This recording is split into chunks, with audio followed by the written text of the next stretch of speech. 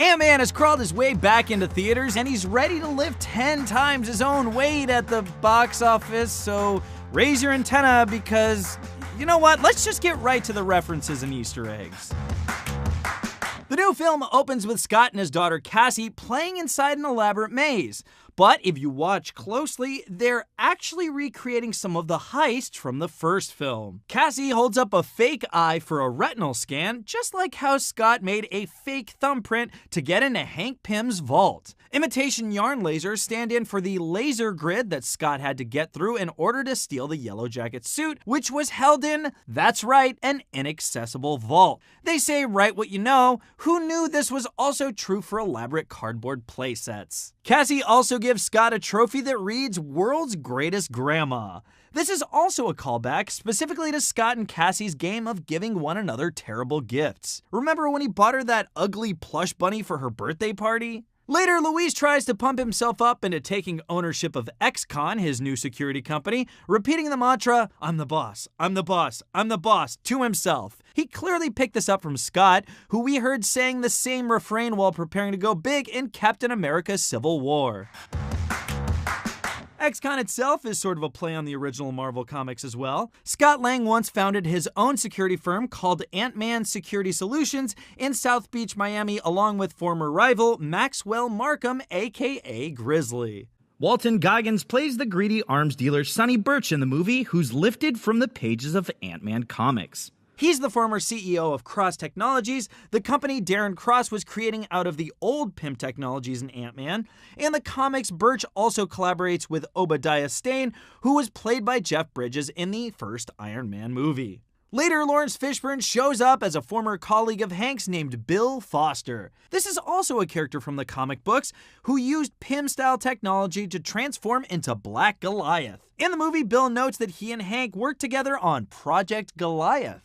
Funnily enough, a deleted scene from Iron Man 2 featured Tony Stark asking Jarvis about an old project called Goliath. Not so surprising considering that we established Hank Pym and Howard Stark collaborated back in the first Ant-Man film. The same scene also had Tony name-check Project Pegasus, which we now know was S.H.I.E.L.D.'s codename for the Tesseract. But Tony then asks Jarvis for files relating to Project Exodus, which we have not yet explored in the MCU, and which in the comics involves both Carol Danvers, aka Captain Marvel, and a certain fantastic space expedition involving 4 astronauts.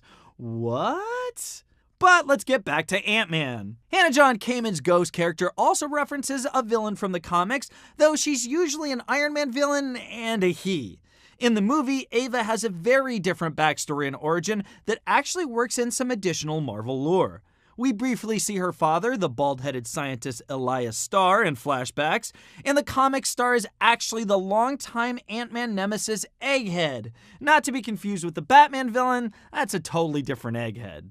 Of course, it wouldn't be a Marvel movie without a Stan Lee cameo. He's the guy whose car gets shrunk during the big chase scene, who chalks it up to yet another LSD flashback. A joke to be sure, but possibly also a shout out to an obscure incident in Marvel history. According to Marvel Comics: The Untold Story, editorial assistant Dennis O'Neil was once dared to drop a sugar cube of acid into Stan the Man's coffee. He declined, and it's probably a good thing. This movie features human-sized ants and office buildings that people carry around like suitcases. This guy doesn't need drugs. And because this is the very first trip back to the MCU post-Infinity War, a post-credits scene shows us all the Pyms and Van Dynes getting taken out by Thanos. If you stay until the very, very end, the credits say Ant-Man and the Wasp will return, but with a question mark? Curse you, Thanos!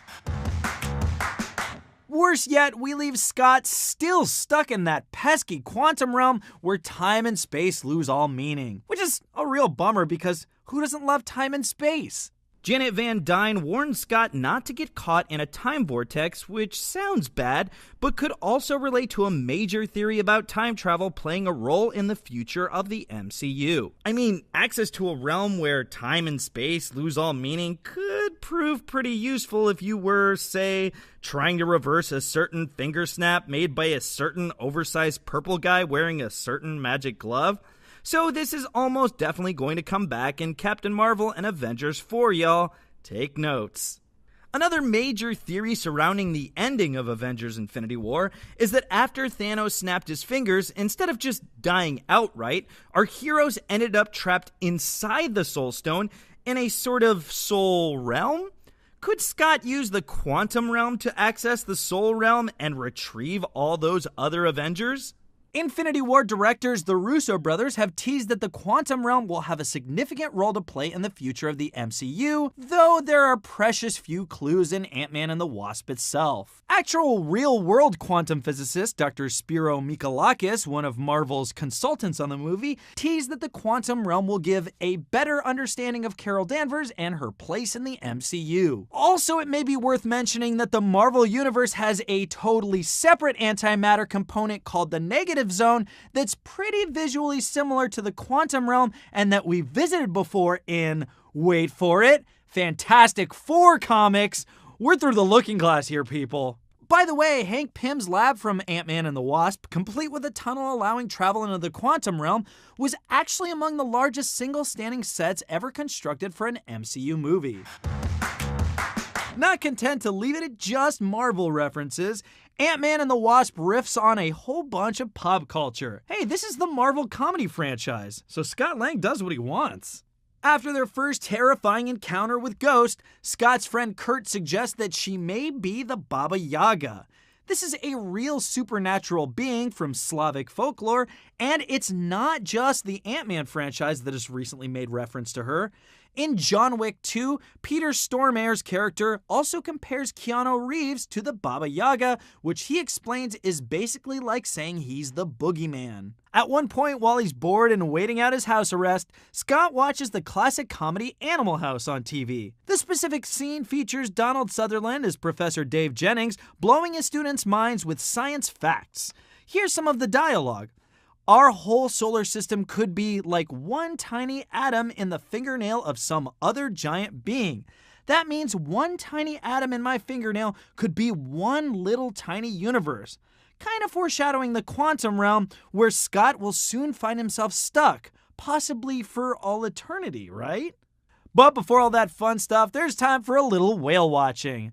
The boat captain, credited as Captain Daniel Goobler with 3 O's, is played by comedian Tim Heidecker of Tim and Eric fame. The movie ends not including the post-credit sequences with Scott, Cassie, Hope, and their shrunken-down friends watching a movie drive-in style on Scott's laptop. The film in question is 1954's Them, which featured giant man-eating ants that threatened to destroy all of human civilization. Well, that's it for Ant-Man and the Wasp Easter eggs, and just in time too, because I've got ants in my pants. Wait, what? That one doesn't even make sense. Who's writing these? Like, I can spot Animal House clips. It's not that hard.